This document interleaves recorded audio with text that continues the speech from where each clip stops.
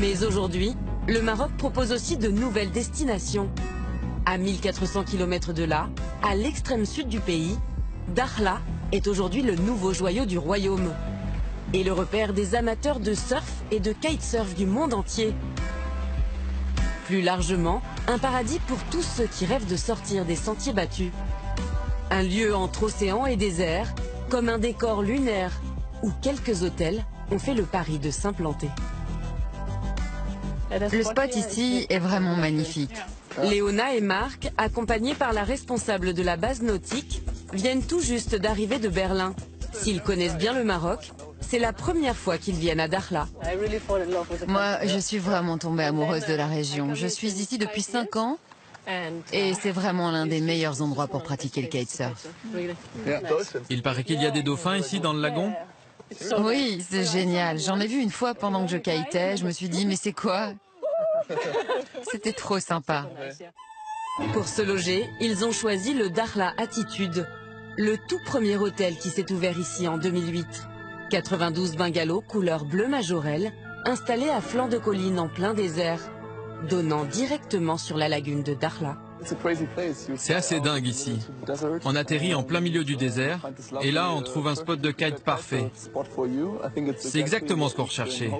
On avait vu plein de vidéos sur internet et l'endroit a l'air de tenir ses promesses, d'après ce que je vois là. Au Maroc, Dakhla est le spot idéal pour pratiquer ce sport de glisse. Eau peu profonde, vent stable 300 jours par an, le couple rêvait de venir tester le kitesurf ici. Alors, où est-ce que vous avez appris à kiter? On a commencé au Brésil.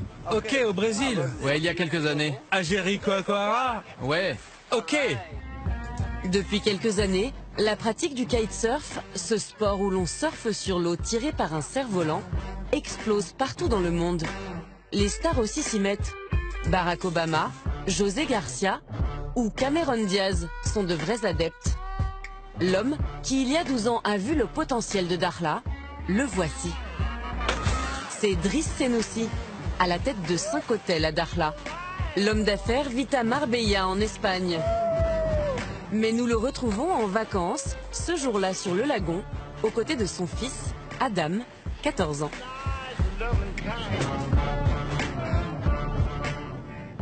J'ai vu le saut que tu as fait là. Combien? 5-6 mètres? 7? Non, je sais pas, la vérité. Je sais pas. Fils d'ambassadeur du Maroc, Driss Senoussi est un riche industriel du textile qui possède plusieurs usines dans le pays. C'est en 2006 qu'il découvre Dakhla. J'ai demandé à des amis où est-ce que je pouvais apprendre à kiter. On m'a dit il faut qu'on t'amène à Dakhla. Et le jour où je suis arrivé, j'ai eu le coup de foudre. Il n'y avait rien. Il y avait les flamants roses, les dauphins, les crabes et nous les envahisseurs. L'hôtellerie n'était initialement pas son domaine, mais en 2006, il se lance un défi ambitieux. Faire de Dakhla le spot de glisse du Maroc. Driss Senoussi investit ici 3 millions d'euros pour construire son hôtel. Et pour faire connaître la destination, il a une idée. Ramener une étape du championnat du monde de kitesurf à Dakhla.